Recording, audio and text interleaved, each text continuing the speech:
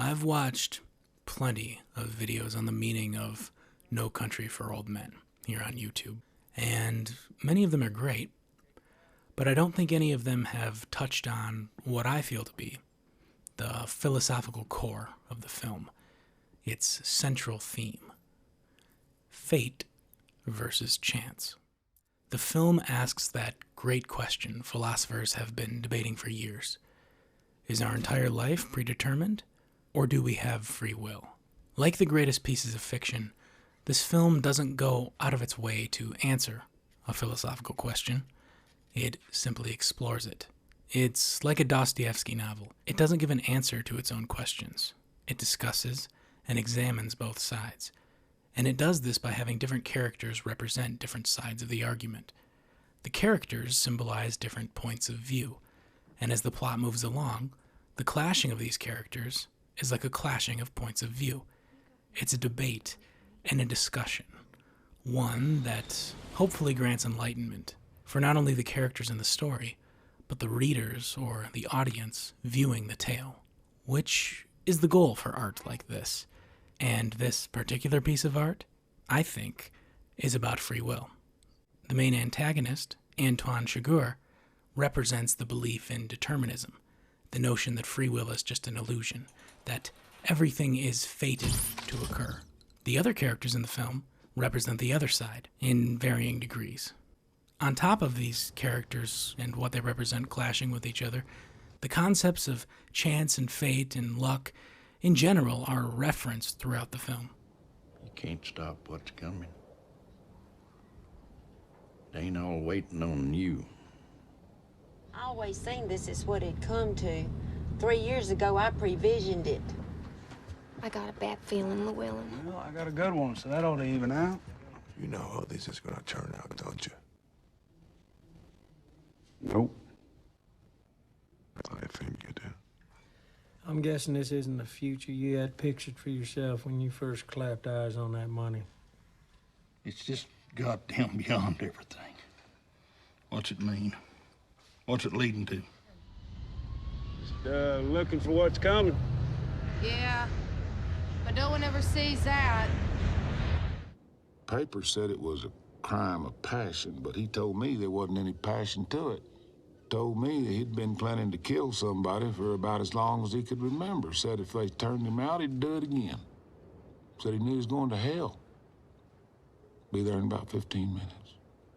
I don't know what to make of that.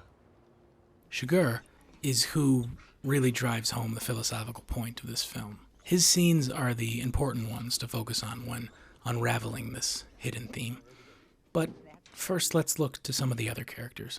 Be careful. Always am. Don't get hurt. Never do. Don't hurt no one. The sheriff is sort of the main character. He's the narrator, at least. He isn't so much involved in the story. He's more watching it and sometimes reacting off of what comes before. In a way, he's the opposite of Anton. If Anton is the one who makes the mess, he is the one who cleans it up. And there's plenty to dissect from the sheriff, and if this were a longer video, maybe I'd do that, but he really isn't the most important character when dealing with the concept of determinism, with what Anton Chigurh abides by and therefore represents. The character who most symbolizes the opposite of Antoine's viewpoint is the one who is Antoine's physical opponent, the one he's hunting, Llewelyn. These two characters are different sides of the same coin. This is most apparent in their introductions. Will you hold still, please, sir? You hold still. Llewelyn represents the argument for the belief in free will, the belief that you can change your path in life. In the story, Llewelyn, and by proxy his wife, are forced down a path that they are unequipped to walk by Llewelyn's actions alone. Sure, by chance, Llewelyn happens to see a blood trail that intersects with another blood trail that leads to the scene of a drug deal gone wrong, but Llewelyn decides to venture into that situation, a situation he knows is definitely going to be dangerous.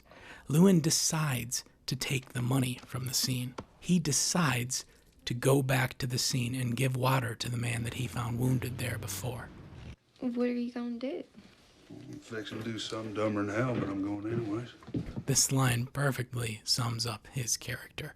Llewelyn rolls the dice in every situation he makes, surely knowing that he can't control the outcome, but acting as if he can come out on top. For as much fight as he puts up throughout the movie, he lets his guard down by letting the woman by the pool talk him into drinking with her. In the moment when he should be most prepared, he decides to get distracted and even a little bit drunk.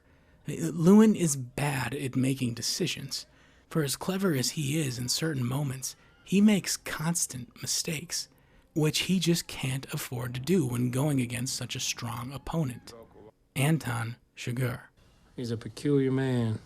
You might even say he has principles that transcend money or drugs or anything like that.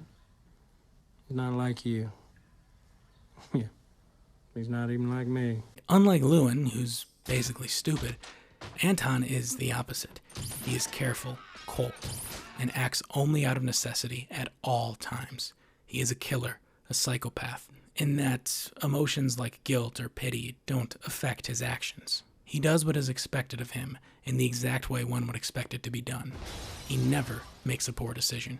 He understands cause and effect to an almost magical degree, as if he's clairvoyant. I know something better. What's that? I know what it's going to be. You don't know to a certainty. I do know to a certainty. And you know what's going to happen now, Carson. You should admit your situation. There will be more dignity in it. He does this by consistently acting in the way the universe would expect him to, by following his own code of actions and never deviating from his pre-planned path. And in the few moments where he isn't sure how to act, when he needs to actually make a decision unseen by the path he's following, such as if a person really needs to be disposed of or not, he refuses to make the decision himself, still leaving it up to the universe. When faced with a potential witness or someone that maybe he should kill or maybe he shouldn't, someone he doesn't know what to do with, he flips a coin and asks his potential victim to call it. If they guess correctly, they get to live. Incorrectly, he kills them. In a sense, he leaves the decision of whether he kills them up to what we call chance. To Anton, this is not chance. There's no such thing as chance. The coin is destined to land the one and only way it was meant to. And in accordance to this, Anton acts the one and only way he can. Before Anton lifts his fingers from the coin, their fate is already decided. Maybe it's always been decided. Call it. Call it? Yes. For what? Just call it. I can't call it for you. Well, it wouldn't be fair. I didn't put nothing up. Yes, you did. You've been putting it up your whole life. You just didn't know it. Anton represents determinism, and the people he deals with represent the opposite. You know what date is on this coin? No. 1958. It's been traveling 22 years to get here. And now it's here. And it's either heads or tails. And you have to say, call it. The final coin toss scene in the movie is where this clashing of philosophical concepts is most apparent. This is where the characters truly argue on behalf of their different points of view that they endorse and therefore represent. Anton, of course, symbolizes the argument that our lives are fated, and Carla Jean represents the opposite. She believes what most people believe, what her husband believed, that we are capable of making our own decisions, that we have free will, that we are not simply blindly shackled to the laws of the universe. You got no cause to hurt me. It's not that his character has a reason to hurt her. It's not that he's even deciding to hurt her. It's just that he is a man that must follow the road that the universe sets him on. Earlier in the script, he made a deal with her husband, in that he swore he'd kill his wife if he didn't give up the money. And Llewelyn didn't give up the money, so here he is. To Anton, there is no deciding. There is no wanting or acting. He follows the rules of his universe and does as it commands. He adheres to the lines in the script. You don't have to do this. People always say the same thing. What do they say? They say, you don't have to do this. You don't have to do this. He does have to do this. It's the only thing he can do. It's what he will do. It's all he was ever going to do. To Anton, it's already done, even before he does it. I know you was crazy when I saw you sitting there. I knowed exactly what was in store for me. Call it. No.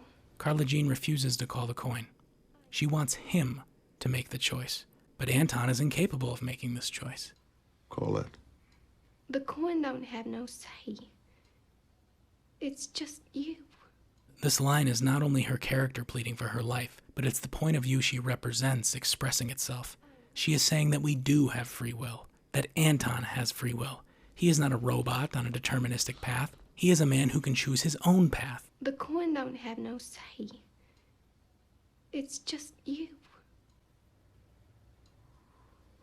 I got here the same way the Coen did.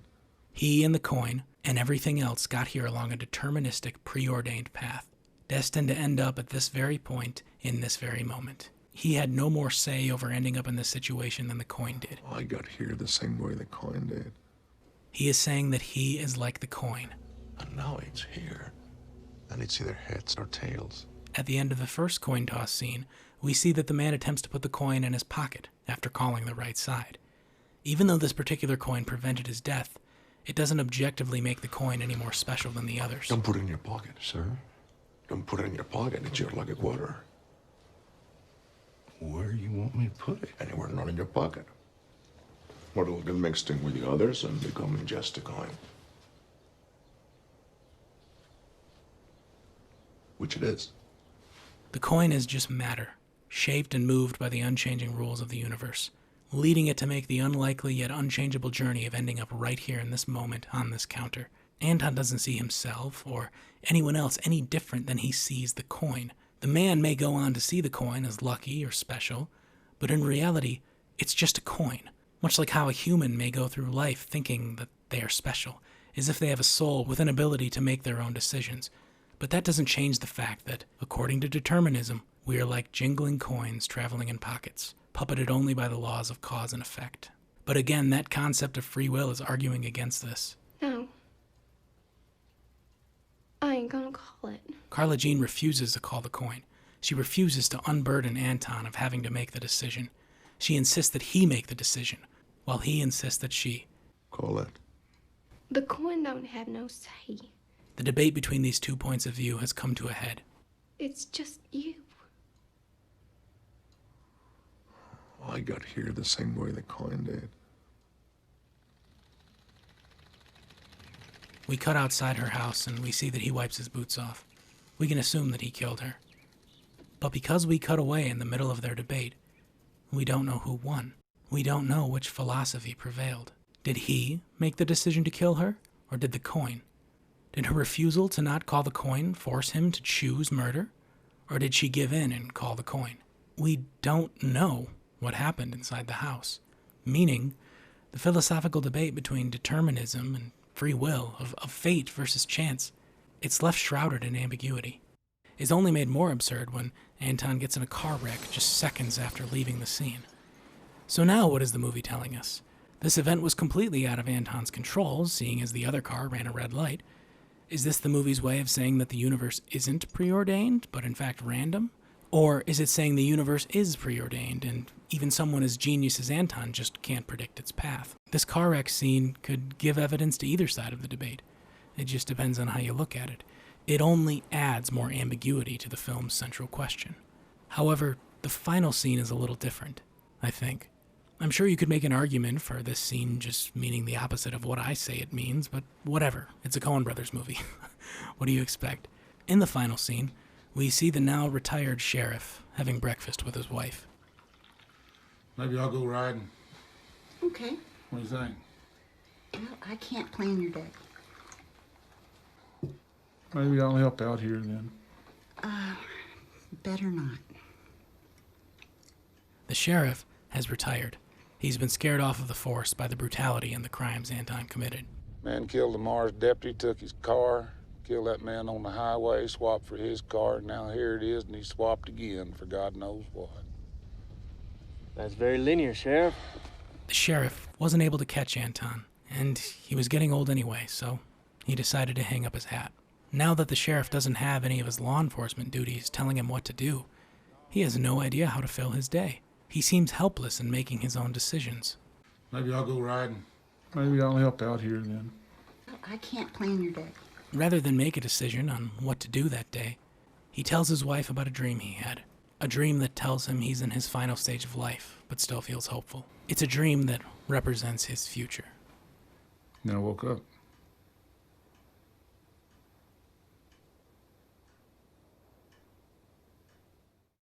Thanks for watching this video. I have a bunch more videos on Coen Brothers movies coming out here pretty soon, especially on the Fargo TV series. I know it's not directed by the Coen Brothers, but I really, really want to dive into it. No one else really has, and it's just a great show. And God, if you haven't watched it, you need to. And subscribe and all that. Okay, thanks. Bye.